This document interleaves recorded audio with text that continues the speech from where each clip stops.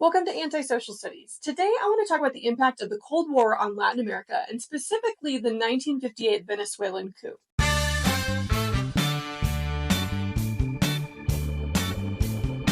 Now you might be asking why?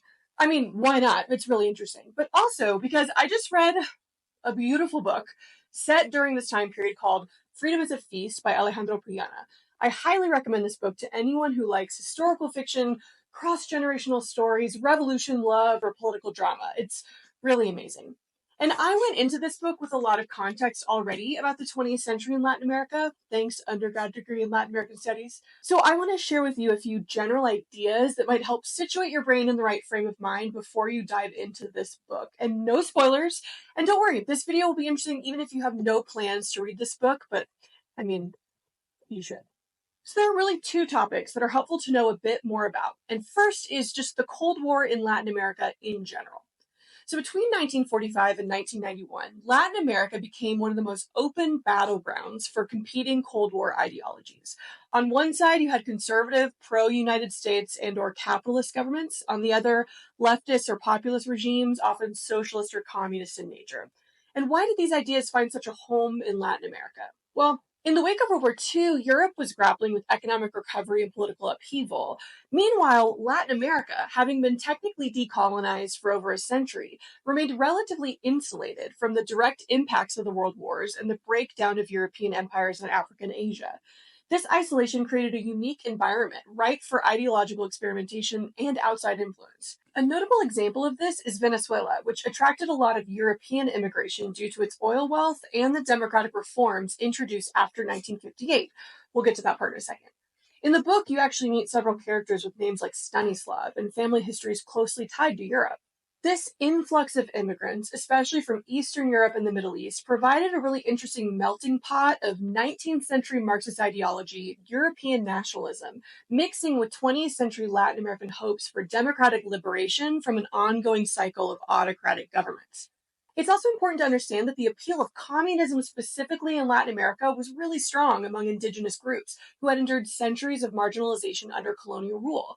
Think about it. Many of these communities already practiced communal living with shared land and resources, which closely mirrored some of the tenets of socialist ideology. So, for a lot of them, communism was not merely a foreign concept, and it definitely wasn't villainized as successfully as it was in the United States. But leftist ideology could maybe provide a potential path to greater social justice and equity. Now, this is a huge oversimplification, but basically, throughout the Cold War, much of Latin America oscillated between different types of authoritarian regimes. On one end were conservative governments, often aligned with US interests and capitalist frameworks. You'll see big men backed by business interests and often happy to accept investment and influence and protection from foreign economies. On the other side were liberal or leftist governments supported by populist movements, often advocating some form of socialism. And these tended to be more popular with the lower classes, the majority of the population, because the promise of a dramatic change or violent revolution to undo centuries of inequality and hierarchy was a really appealing vision to a lot of people for the future. While across the board, the people within most countries continuously pushed for democracy, they often lacked the infrastructure to uphold free and fair elections beyond a short time. So basically, whichever side won the power struggle, they quickly consolidated power and did what they could to keep it from getting into the hands of their political adversaries. Sometimes this was still happening in semi-democratic states. There might be regular elections, but maybe certain political parties weren't allowed to participate. At other times, the state turned fully autocratic, rigging elections or not even holding them, while using violence and intimidation against critics. And of course, this is vastly oversimplified, but it's a helpful template to understand this constant back and forth of political regimes in Latin America during this time period. It should be noted, too, that the Cuban Revolution of 1959 served as a really dramatic and influential example of this dynamic, and it also is a huge inspiration for many characters in Puyana's book. Guerrilla fighters led by Fidel Castro overthrew the US-backed conservative Batista dictatorship, igniting a popular revolution aimed at eliminating imperialist influence and promoting equality. It was initially celebrated for its fight against oppression and its promise of a more just society, but the revolution also descended into a violent regime. Castro's government, while it was successful in expelling the previous autocracy, soon became a dictatorship itself, with power concentrated in the hands of the Castro regime and political opponents jailed, killed, or forced to flee. And this common pattern of revolutionary zeal giving way to authoritarian rule highlights the difficulty of aspirations for liberation, democracy, and rule by the people with the reality of power and money in Latin America. These governments were built under colonialism, with inherently racist social hierarchies, putting lighter-skinned Spanish descendants on top and darker-skinned mestizos, mulattoes, Black, and indigenous people on the bottom. The groups who owned land and maintained connections with Europe and the United States centuries before are going to continue to hold most of the real power in these countries, making it pretty difficult for popular revolutions to make much headway. And this is what made Fidel Castro and later Hugo Chavez, by the way, so exciting to so many people because they seem to defy the odds, David defeating Goliath. Now, the second event that will help you enter the book in the right mindset is the 1958 Venezuelan coup. This is essentially where the story picks up, but don't worry, there aren't any spoilers. The 1958 coup was a pivotal moment in Venezuela's political history, marking the end of a dictatorial regime and setting the stage for a new democratic era. In the years leading up to the coup, Venezuela had been ruled by Marcos Pérez Jiménez, a dictator who had come to power through another military coup in 1948, which had ousted the first freely elected president in the nation's history. Pérez Jiménez's rule began with a military junta, but then he quickly assumed the title of president after halting elections when it became clear that opposition candidates were gaining ground. A new constitution granted him sweeping dictatorial powers, solidifying his control. During his regime throughout the 50s, Venezuela experienced significant economic growth, fueled by rising oil prices. The influx of oil revenue funded extensive public works projects and modernization efforts. The U.S. was heavily involved in these developments, providing support and even awarding Pérez Jiménez the Legion of Merit for his alignment with American interests. The government was actively encouraging foreign capital and immigration, contributing to a period of prosperity for many. However, this economic success was marred by serious political repression. Pérez Jiménez's regime was infamous for its harsh measures against dissent. A secret police force stifled criticism and crushed any opposition. And the government's attempts to maintain control included a blatantly rigged referendum in 1957.